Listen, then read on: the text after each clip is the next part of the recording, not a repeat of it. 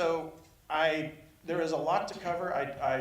This is one of the most dark and horrific times for Israelis, for Palestinians in decades, perhaps maybe, definitely in my lifetime. October 7th, the most bloody and horrific mass killing of Jews since World War II and the Holocaust. The follow-on response has been, instrumentally kind of multitudes in terms of magnitude more than anyone might have expected at this stage. Estimates say 40, 50,000 people have been killed in Gaza. I don't want to kind of rehash or recoup the war, but maybe especially for the audience to get a better understanding of the Palestinian realities on the ground, especially in terms of their governmental structures and maybe what may or may not be possible going forward.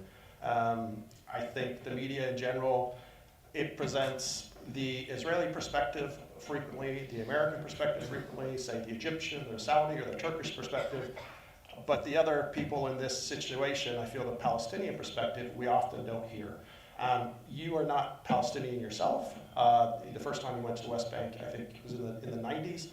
But just briefly, as I want people to understand, Jahan mentioned it, how it was you have been involved in this process. You have a long period of experience as a negotiator working closely with Israeli and American counterparts. What was it like in the 1990s, a much more hopeful time, the time of the Oslo Accords, and even through, say, 2007, 2008 for the Annapolis negotiations? Thank you, Ronan, and thank you, Jahan, and thank you all for being here. Can you hear me? Yes. Okay. Okay.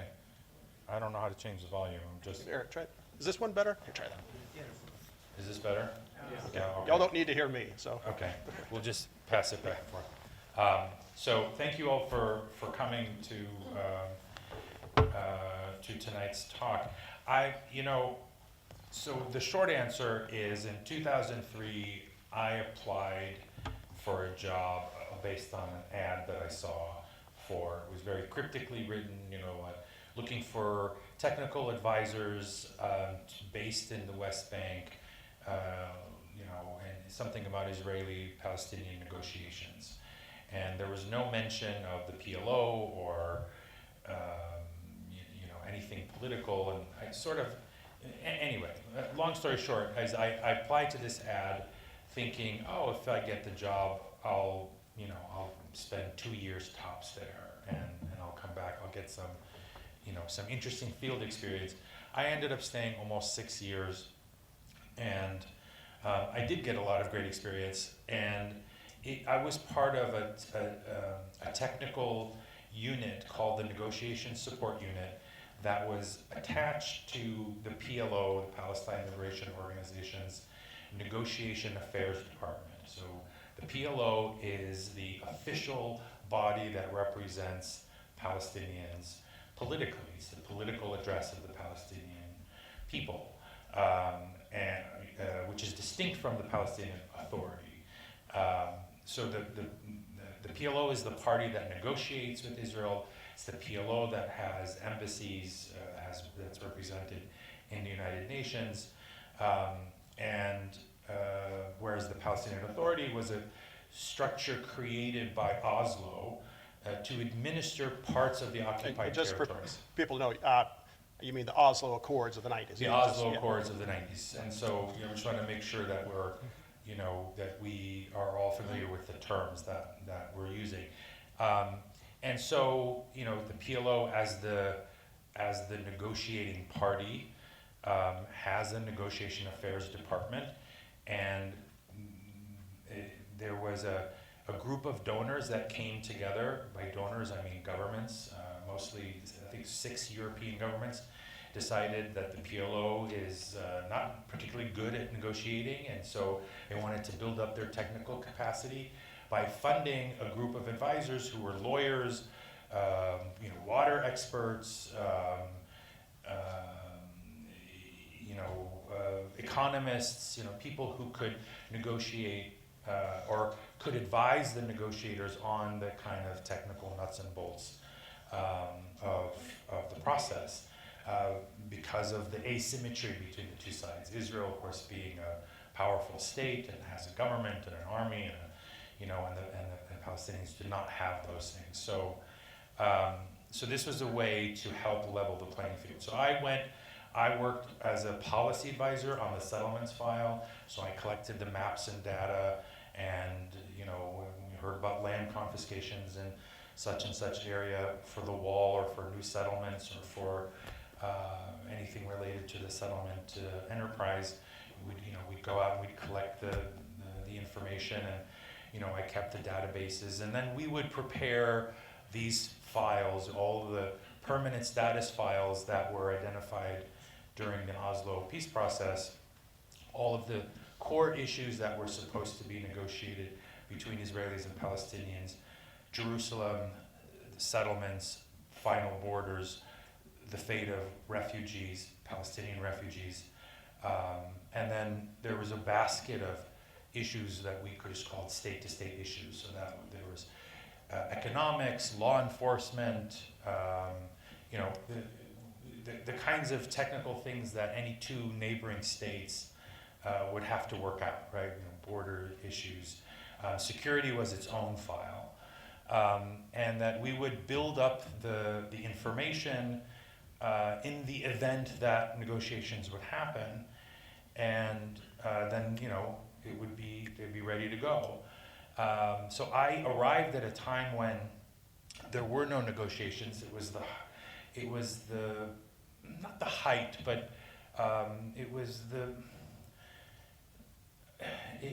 in the middle of the second Intifada, right? The Palestinian uprising in the early aughts that was quite violent on both sides and very destructive. And so both sides, there was real mistrust.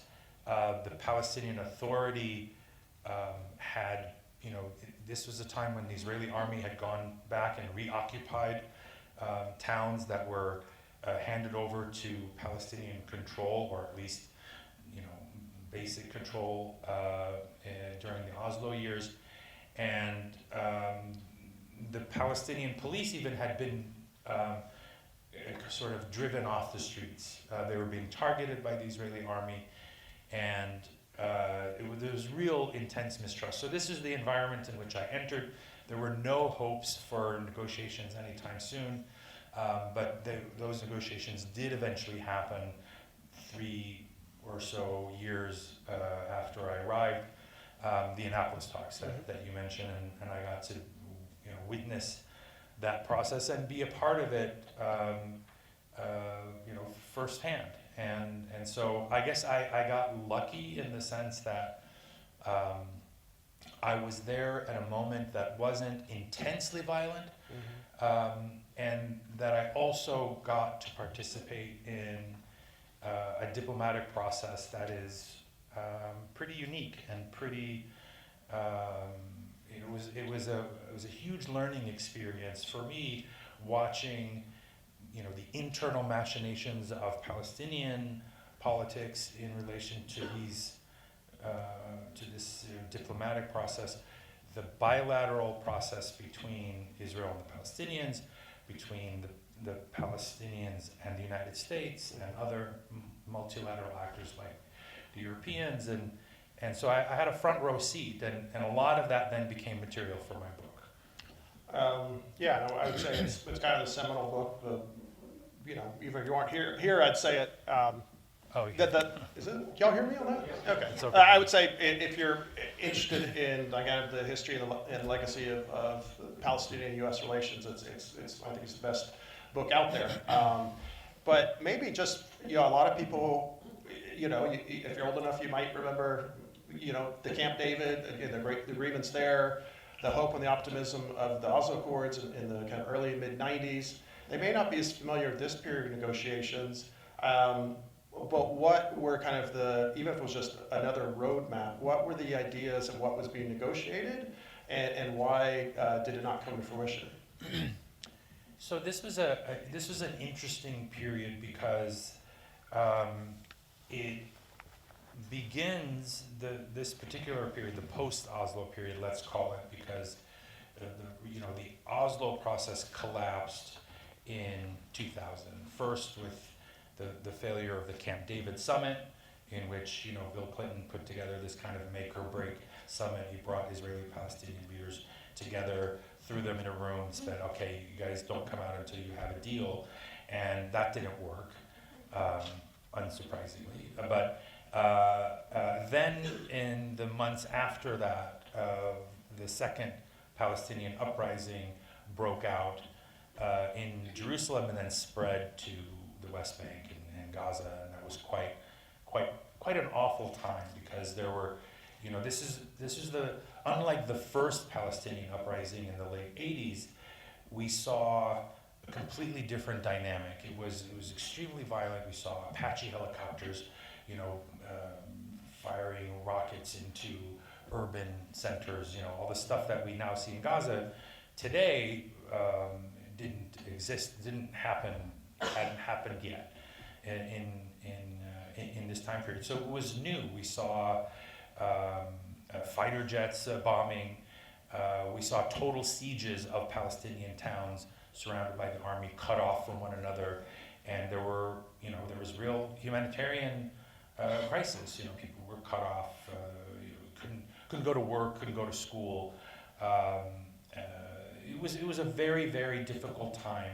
Israel was assassinating Palestinian leaders, particularly of militant groups, and on the Palestinian side, there was a wave of suicide bombings, mostly carried out by Hamas and Islamic Jihad, but occasionally others. And so it was a very bloody period, and so there was this sense that the Oslo process failed, and there was, of course, everyone had a different view of the reasons for that, right? Israelis blamed Palestinians, Palestinians blamed Israelis, but there was a new diplomatic push that came in the midst of this violence that was aimed at two things. One, at ending the violence with some urgency, and the second goal was to restart a diplomatic process so that the parties could go back. Because there was a sense that even though Camp David, the summit, failed, the negotiations continued after that, and that were they made quite a lot of progress. A lot of people don't know that, but there was the Clinton parameters in December, there was the Taba talks in January 2001. There was a narrowing of the gaps. The gaps at Camp David were huge. And then over the months, they continued to negotiate even in the midst of this violence, although it became politically difficult for both leaderships. But they continued to negotiate, and there was a belief that many had that a deal could be reached on the watch of Bill Clinton before he left office in January 2001. And they came very, very close. I would say they came closer to clinching a deal that would have established a Palestinian state than any period before or since. So that window between, I would say, September 2000 and January 2001, that was when a deal could have been reached. Of course, it didn't happen. And so there was this sense of, well, we have to get back to this diplomatic process. So part of that was an assessment of, well, what went wrong with Oslo? We need to fix the problems of Oslo. So the Oslo was American dominated. Okay, we're gonna broaden the circle. So there was this thing called the Quartet that was created. The Quartet was United States, the European Union, Russia, and the UN, four main actors in the Israeli-Palestinian arena. And so this was an attempt at sort of a multilateral effort. And the Quartet came up with a roadmap. The roadmap was a peace plan that was mostly authored by the Americans, by Colin Powell and his team in particular. and it became the framework for reviving. So this was the Oslo process part 2. The problem with the roadmap is that the Israelis hated it because it had mutual obligations, right? Israelis have to free settlements, Palestinians halt violence, and that sort of thing. And the Israelis didn't want to do any of that. Then what changed the dynamic was 9/11. And it changed it obviously for the worse. And so now in the context of the war on terror, the Palestinians had less footing. They were on the defensive. And the Israelis were more emboldened and saying, we don't care about any obligations that we're supposed to have. Forget the roadmap. The only thing that will move any diplomatic process forward is if all the conditions are on Palestinians. They have to reform, they have to halt violence and incitement, and we Israelis don't have to do anything until those things are done. So this is the context in which you're basically there's a stalemate. So this is the environment in which I entered the process. It was not looking very promising in January 2004 when I arrived. And then to kind of get up to, as Jahan mentioned, the 07-08 Annapolis negotiations, can you just help people get an understanding? You discussed there's PLO, the kind of supranational kind of representation of the Palestinians all around the world, kind of almost some ways like they're the monarchy and the PA is the actual government. The Palestinian Authority, the PA, is the governing body in the West Bank that has been dominated by Fatah, a political party in the West Bank. And can you explain to people the difference between, even if they're both technically speaking working within the Palestinian Authority or the government, the enormous differences, say, between Fatah and Hamas, and really that kind of shock to the world when Hamas won elections in 2006, not just in Gaza, but also in the West Bank, and results in a Palestinian civil war. Right. All of this happened while I was there. So yes, the PLO is the official representative of the Palestinian people and the official address for any kind of negotiations or diplomacy. The Palestinian Authority is an administrative body created as a result of the Oslo process, in which Israel, the army was the government before Oslo. The army hired teachers, and they had what was called the civil administration. But the army was the ruling body over Palestinians that administered all of their affairs.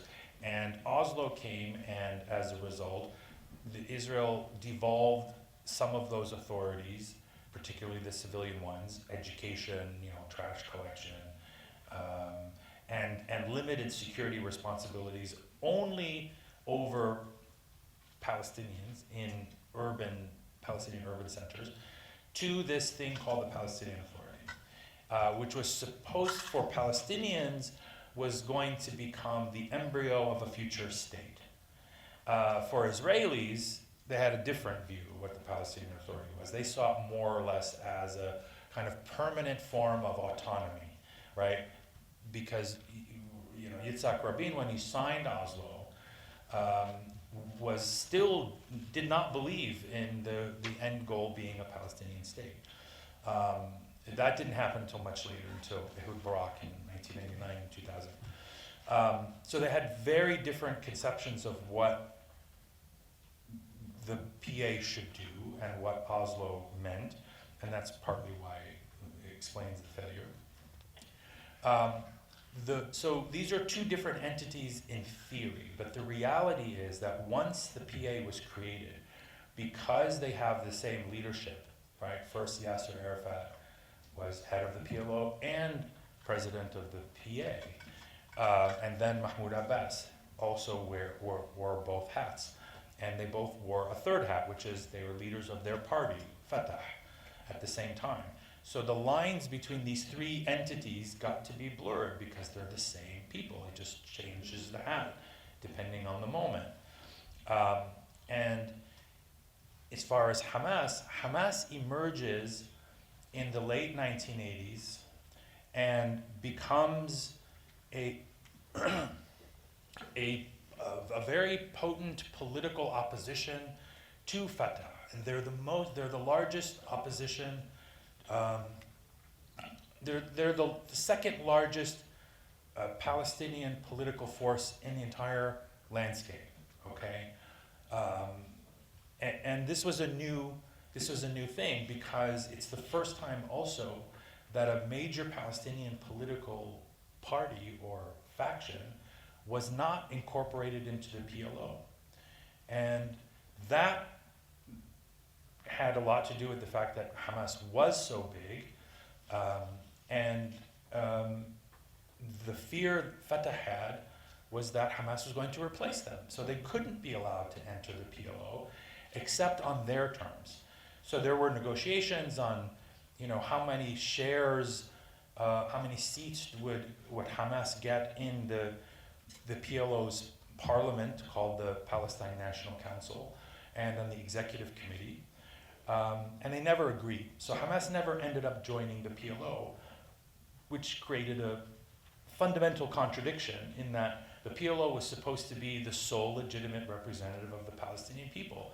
That meant it was kind of a state in exile.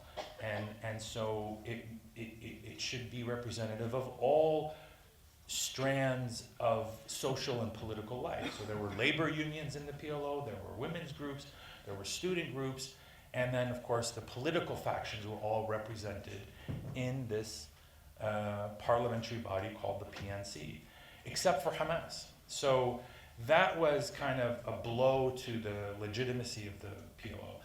Then when the PA was created, Hamas, not having an Islamist ideology, doesn't recognize Israel's right to exist, doesn't recognize Israel at all, whereas of course the PLO did.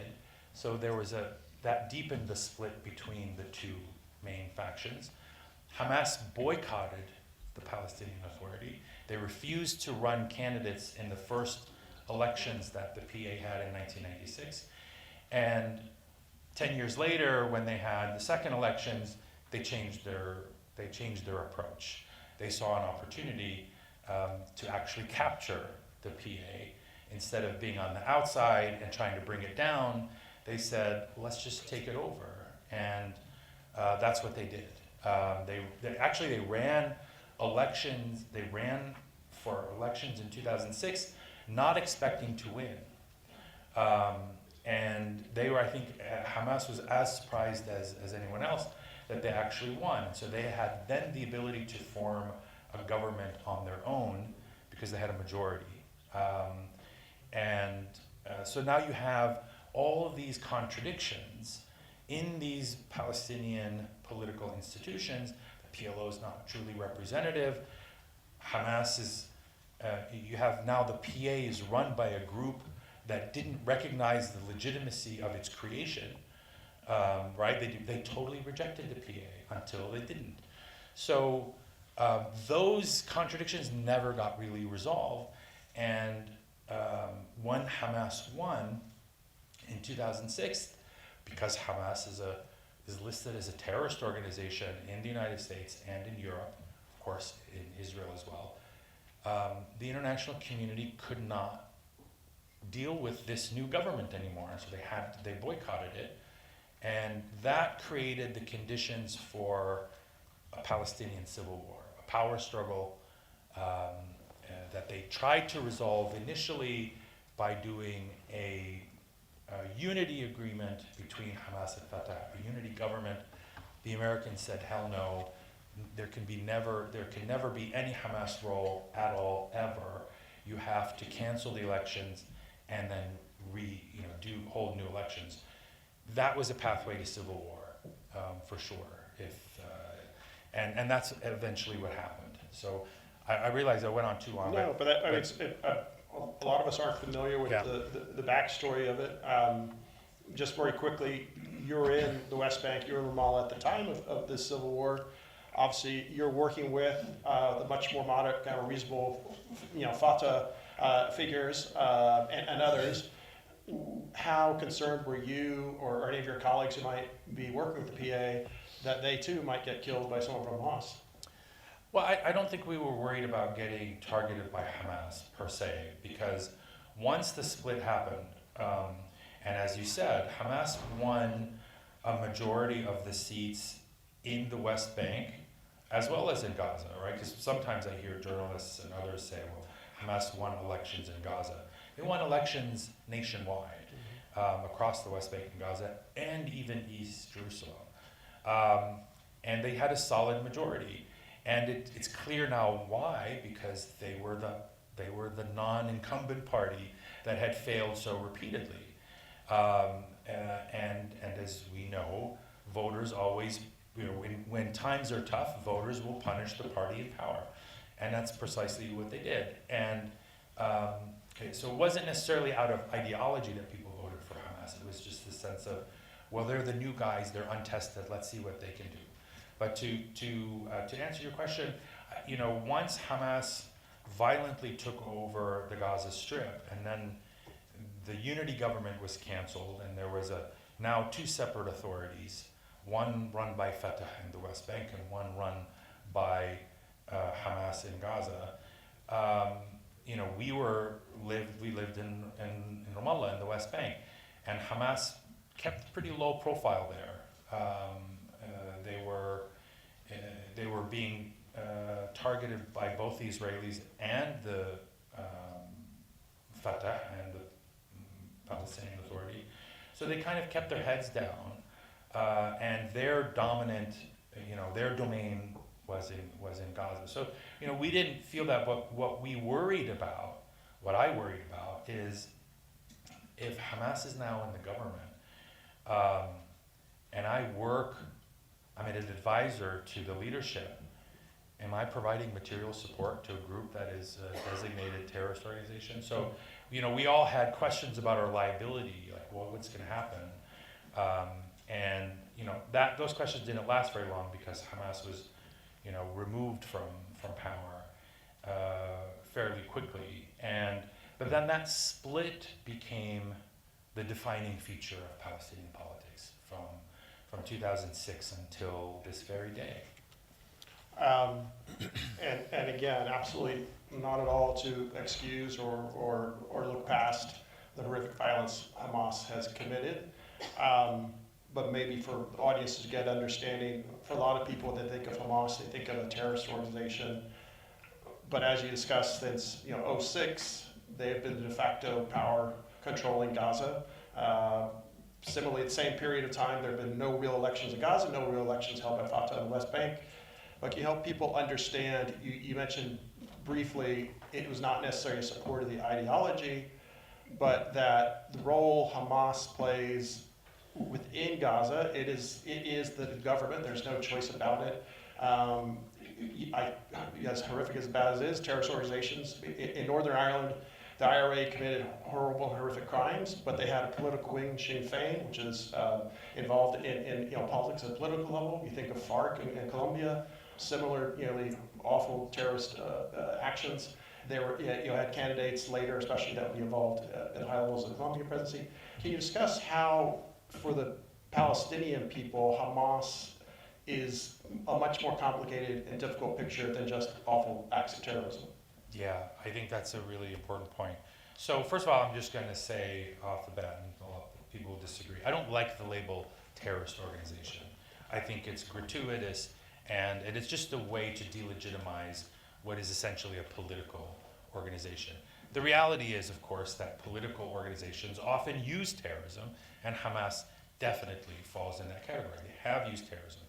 But to reduce them to they are only a terrorist organization, I think is analytically lazy and not very useful, right? Because, well, they also run charitable foundations, and they have a vast social network that is part of their own patronage network, and how they build a massive support. They provide social services like the PLO used to do in Lebanon and in the refugee camps, in previous years.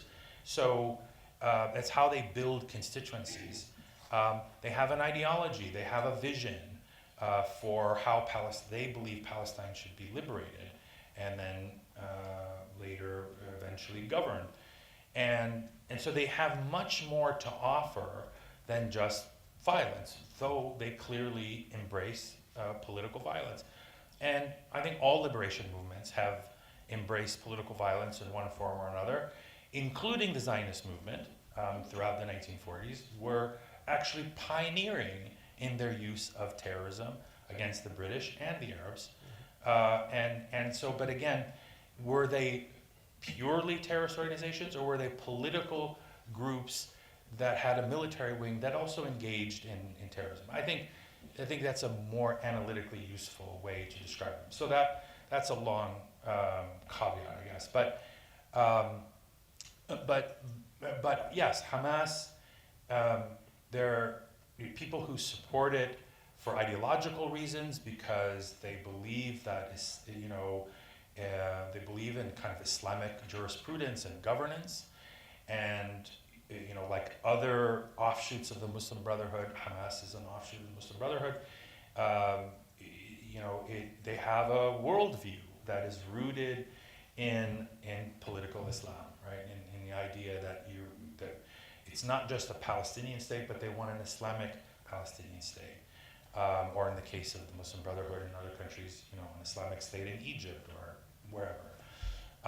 And there are, obviously there are differences in how, they interpret that state. So there are people who support it because of Hamas's charitable and social services. People who support it because they're not the other guys, right?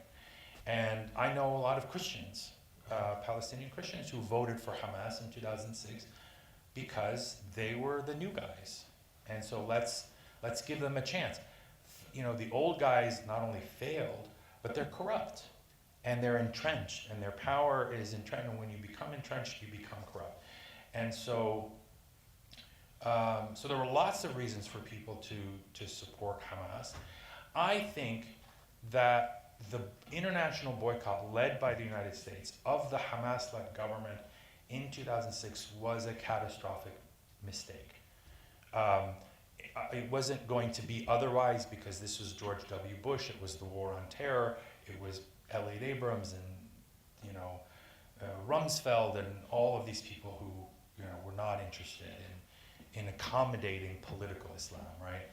But my view was and is that they should have encouraged Hamas's evolution in a different direction, so that if Hamas had a stake, if people said, look, Hamas won an election fair and square, everybody agreed it was a free and fair election.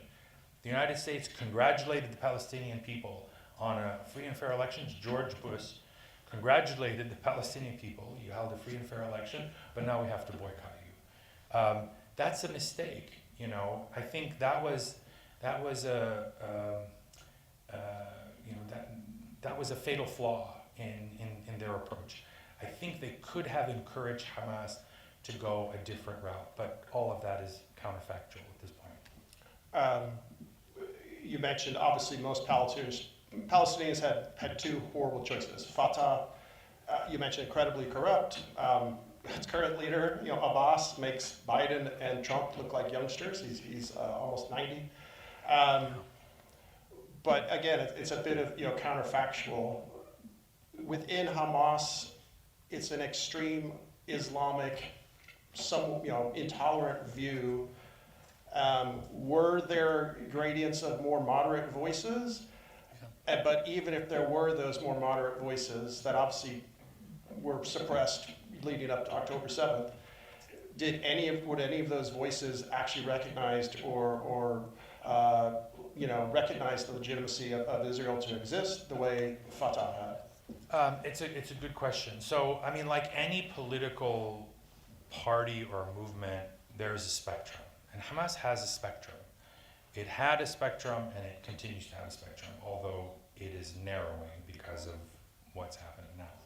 But there are moderates, there are pragmatists, there are extremists, there are hardliners in any movement, and Hamas was no different. And whether, I'll give you an example.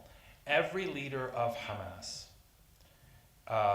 so everybody knows about the Hamas covenant, right? Calls for Israel's destruction, blah, blah, blah.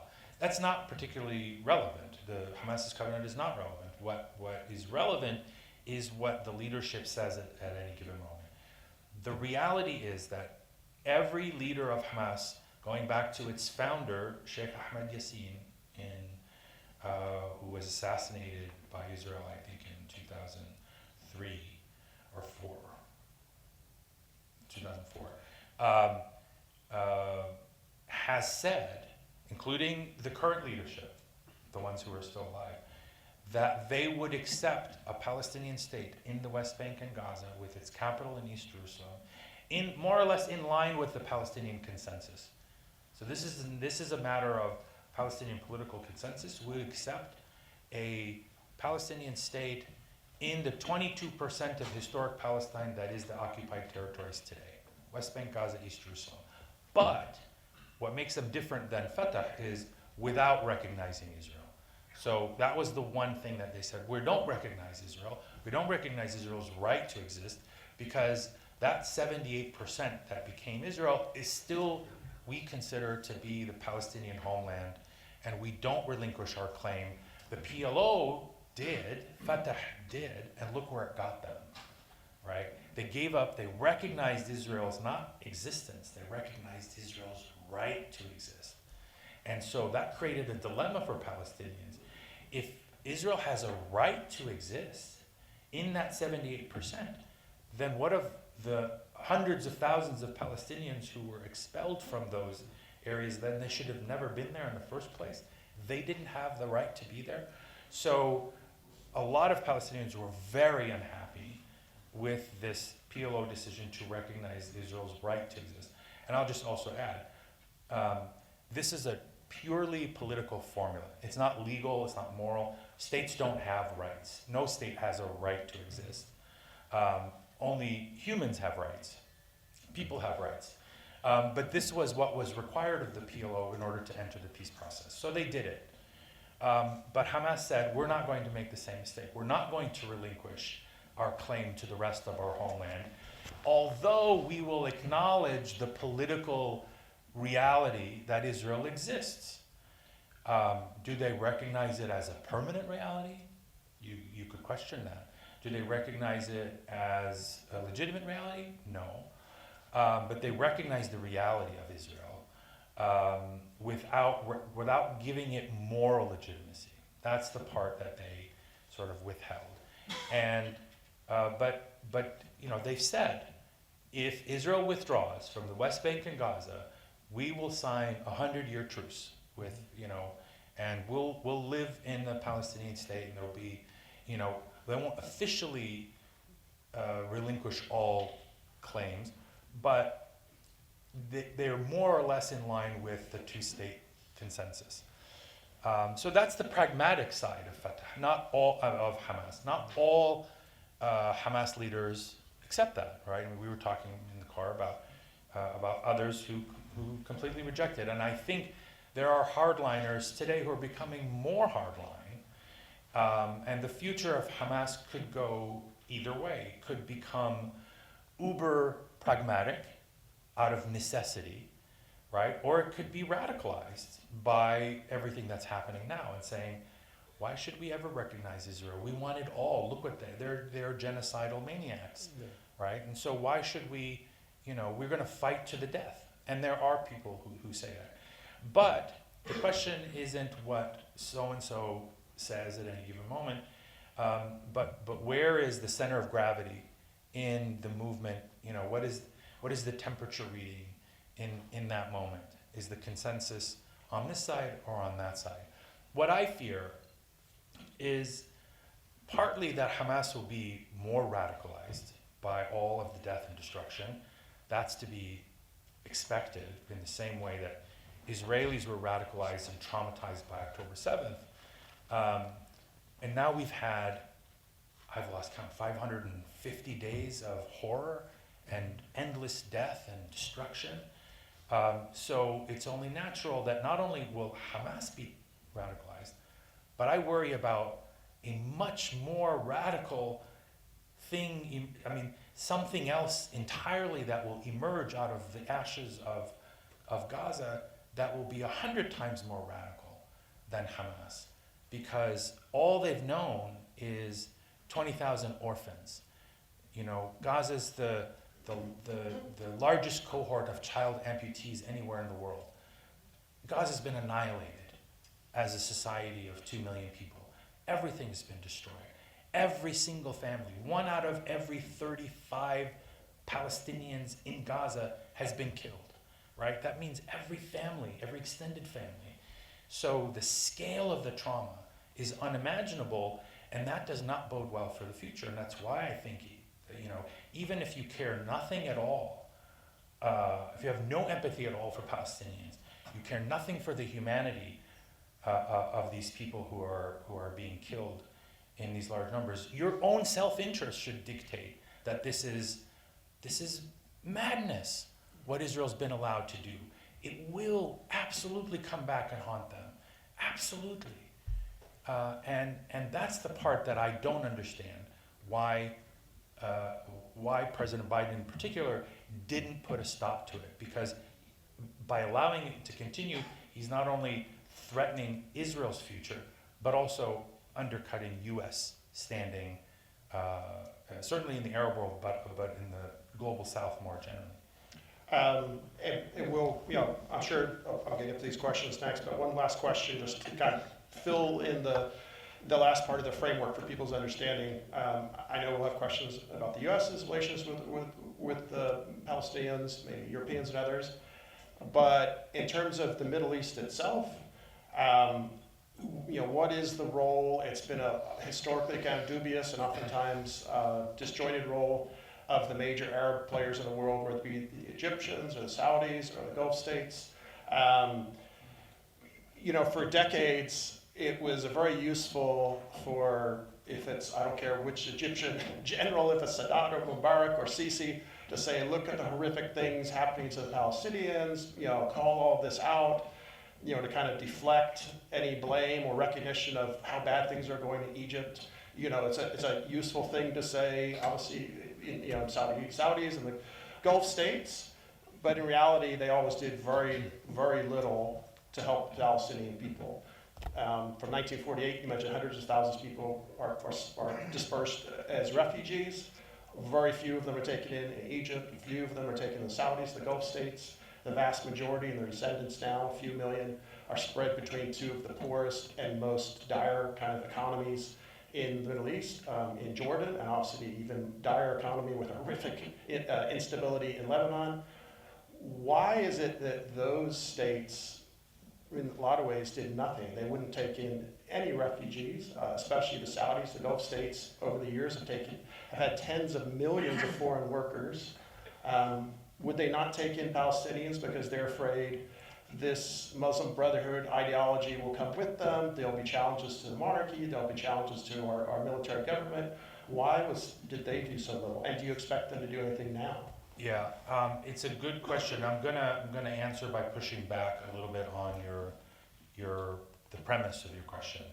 I wouldn't say that the Arab states did nothing for the Palestinians. Historically, the Arab states have always been the strategic depth for the Palestinians, right? Palestinians are not a state, they don't have an army, so they are entirely dependent on the Arab states. Certain Arab states more than others.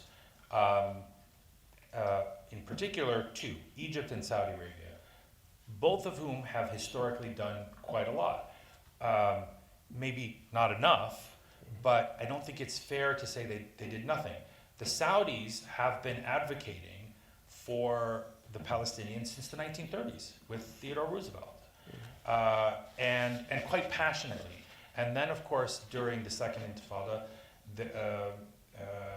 then Crown Prince Abdullah of Saudi Arabia had a very, very contentious meeting with George Bush, and you know, he's got tears coming down his face, throwing pictures of dead babies in front of them, saying, you have to make this stop, and was quite adamant. And so Saudi pressure is actually what pushed George W. Bush to accept the idea of a Palestinian state. That was not U.S. policy until George Bush said there should be an independent Palestinian state. That was the Saudis who pushed that. It was the Saudis and the Egyptians in the 1970s who were pushing the Americans, you have to talk to the PLO. There's no alternative to the PLO. You can do whatever you want to ignore them, but you're eventually going to come back to them, and we can help you facilitate. And they were the go-betweens, delivering PLO messages to the Americans and vice versa. The PLO's budget before Oslo was entirely supported by Arab states. Yeah, I mean, I suppose I agree, guys. I shouldn't have said that. Financially, big supporters, politically, big supporters. Egypt obviously has tens of millions of poor people itself. It couldn't take in nothing more. But do you think ever they should have taken in more actual Palestinians into their own country? I mean, no country took in more Palestinians than Jordan. Yeah, I'm not. Yeah, I'm not saying Jordan, but also, I mean, keep in mind that the taking in part is bad for the host countries and for the Palestinians, right? Because they're leaving their homeland. Mm-hmm. So it's not something that anyone wants to see happen. But when it happened, there are very large numbers of Palestinians in Lebanon. Very large number, hundreds of thousands in Lebanon and in Syria and in Jordan in particular. Not as many in Egypt. And why they went to those countries and now the Gulf is because, well, that's where they were immediately displaced, right? When Israel was created and they were fled or expelled, they went to adjacent countries, which were Lebanon, Syria, and Jordan, primarily. But the Palestinians did go to the Gulf. They went to the Gulf and they became teachers, and they became professors, and they became engineers in Kuwait, in Saudi Arabia, in Mahmoud Abbas himself has a very long personal history in Qatar. And it was a mutually beneficial relationship. The Gulf states benefited from the more educated Palestinian labor force, and Palestinians benefited because they were earning higher wages in the Gulf, and they were also, all of those funds. So anyway, there's a lot that can be said about what Arabs could have done more. Now, that was then. This is a different moment. There's no question that traditional role that Arab states have played in the past has collapsed.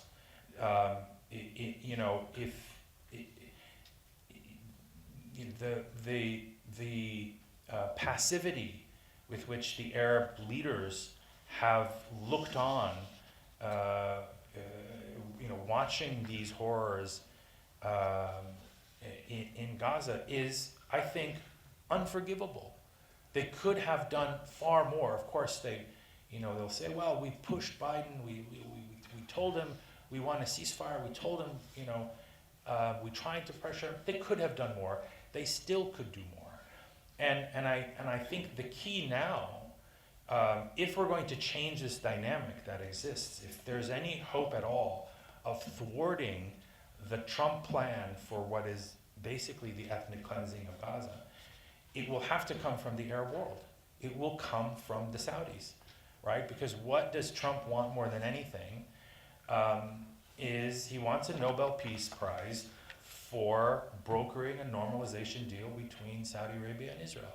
He's not going to get that on this current trajectory of death and destruction and eventual depopulation of Gaza. That will, not even someone like MBS, Mohammed bin Salman, who doesn't personally care about Palestinians the way his father and their predecessors had, but he can't, right? Because he's constrained by his own public, and so I believe very strongly that this plan to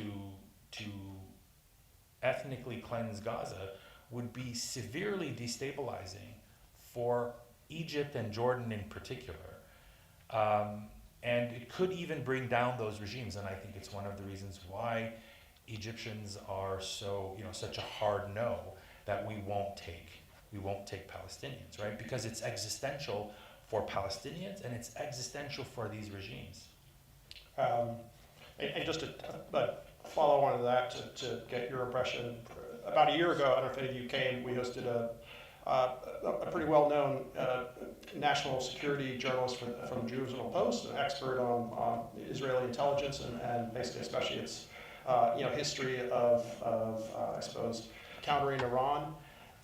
Do you agree with the sentiment that even if the people within their countries might have a strong empathy or sympathy for the Palestinian people, that for MBS, for the Qataris, and others, the shared fear and exasperation with the Iranian threat for them and the financial benefits to work with Israel, that to cooperate with Israel is more important to them than perhaps sticking your neck out for Palestinian negotiations? Yeah, and I do think that's what's different about this moment versus in the past. The Arab public opinion has always been very strongly in support of Palestinian rights, and that's true today. You don't see it because when Egyptians and other Arabs went into the streets in November, I think it was, of 2023, and there were the largest protests that Egypt had seen since the Arab Spring, the regime very quickly shut that down, right? Because they knew there was a threat to them. That it was only a matter of time before people turned their anger from Israel and the United States to their own leaders. So that strength of public opinion, I think, has not diminished and has only increased. What has changed in terms of the public, what has changed is that the regimes barely go through the motions of pretending to care about Palestinians the way they used to. Before, to a great extent, their own domestic legitimacy was defined in relation to the Palestinians. It was part of every Arab leader's internal discourse on some level, right? I'm the champion of the Palestinian cause. It's a bit like Israel and American politics, right? How Republicans and Democrats compete over, I'm more pro-Israel, no, I'm more pro-Israel. And in Arab politics, to the extent that they have politics, right? Because we know they don't have free and fair elections, but they do care about public opinion. So I think that is what is different, is the regimes are much less interested in using the Palestinian issue. They're much more, whether it's Egypt first or Emirates first or Saudi first, that's their philosophy, right? That's kind of a global trend. They're much more interested, the Emiratis in particular, are more interested in Israeli technology. And it's like, they're so far removed from the Palestinian issue, right? They've never had a war with Israel. They've never had prisoners taken or casualties in any, unlike Egyptians or Jordanians or people immediately adjacent. So for the Emiratis, it was easy, right? It's like, well, we don't have an issue. And that's also why I took issue with calling it a peace treaty, right? The Emirati-Israeli normalization deal wasn't a peace treaty because they were never at war. There was never a shot fired, never a single casualty between Israelis and Emiratis. So it was really about mutual interests, and it's about Iran, it's about a common security vision for the region, and it's about the United States. For the Saudis, it's not really about Israel. It's about Washington. But they know that the way to Washington goes through Israel. And that, Israel is sort of the American darling, and if you want Congress to support, whatever weapons deals that the Saudis want, well, then you're going to have to normalize with the Israelis. So that's what's in it for them. It's just for the sake of time, we could have next discussion for 2 or 3 hours. I just want to conclude. I'll put a few of these audience questions together. Many of the other ones you've actually already addressed, asking about the role of others in the Gulf, people in the region. But just in terms of, and I know it's not necessarily a topic, especially recently, to have a perhaps optimistic answer for, but at least a realistic answer, to combine a few of these because they flow into each other. Eric asked, I suppose in light of your own negotiations, do you think enough trust can be built again to negotiate successfully? He mentions even when it's between people who have been at war, you think about the Oslo agreements, that many of them were veterans who had been in combat themselves. In part of those negotiations, someone didn't put their name, but it just says, what do you think it would take to implement a permanent ceasefire? And then you touched upon some of it as well. But Madeline asked, how do you see multilateral efforts to resolve the conflict? You talked about the U.S. and the regional powers. Perhaps is there any role for the Europeans? And then lastly, another complicated question, difficult question. TD asked, will a Palestinian state ever be created? Okay, you put a lot on the table. So sorry.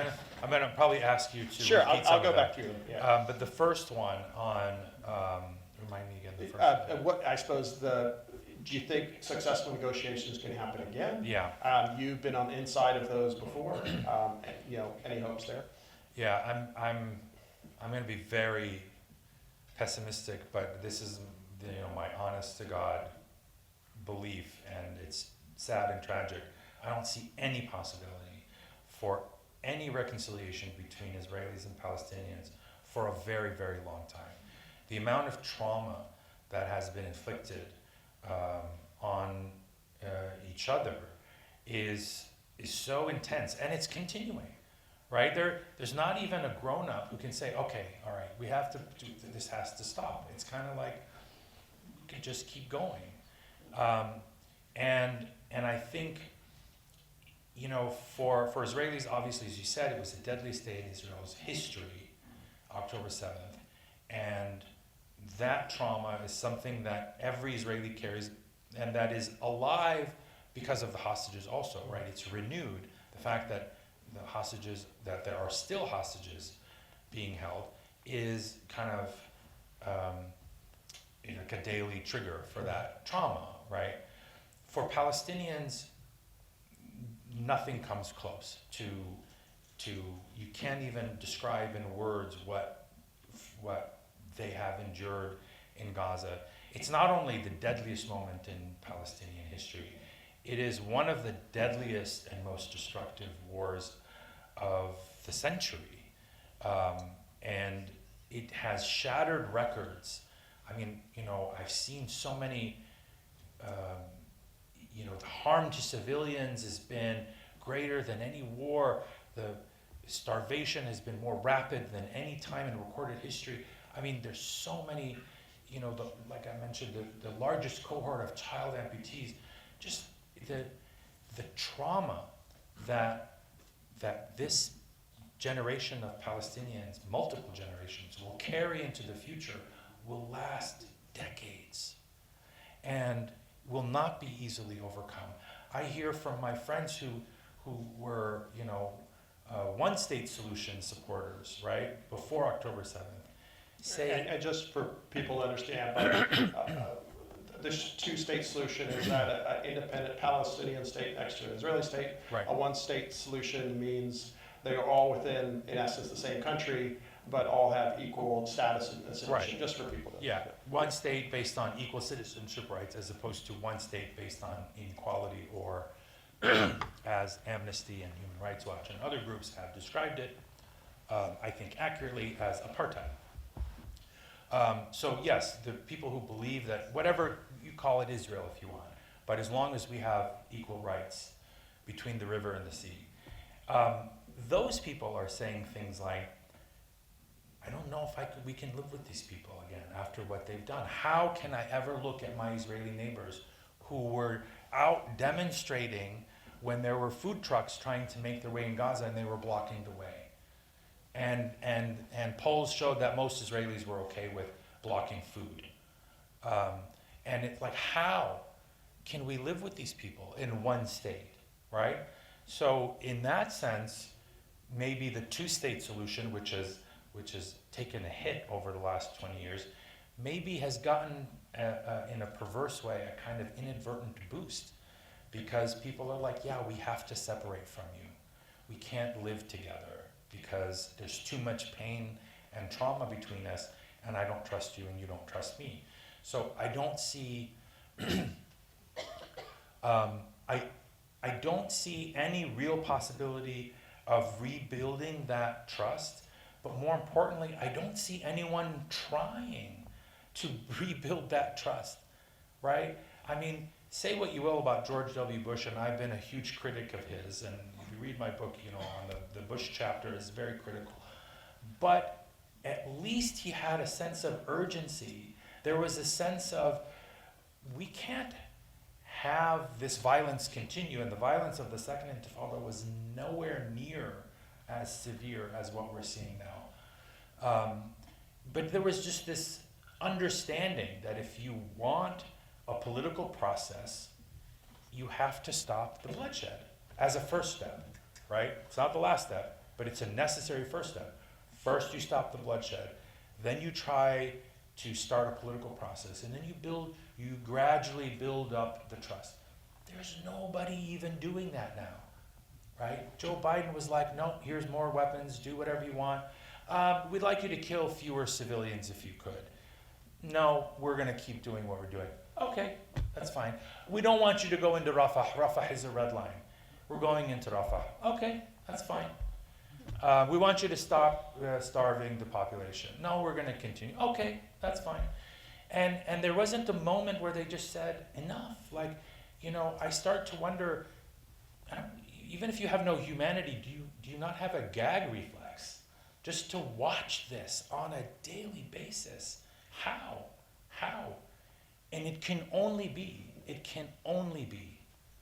that you just don't see those people as equal human beings. They're not the same, they're not the same, they don't deserve to live in the way you and your children and we, right, that we just take for granted. It's the only way, is that they're a different class of human. Otherwise, if they were dogs being slaughtered, on March 18th, when Israel ended the ceasefire unilaterally, they killed 436 people in less than 24 hours. I mean, and where there was no outrage. I didn't get, you know, after October 7th, I was bombarded by media. And I didn't sleep for like a week. Like, I probably got 3 hours of sleep, right? And then when the ceasefire, I got constant media requests. I didn't get a single phone call when 436 Palestinians were killed in a single day, including almost 200 children.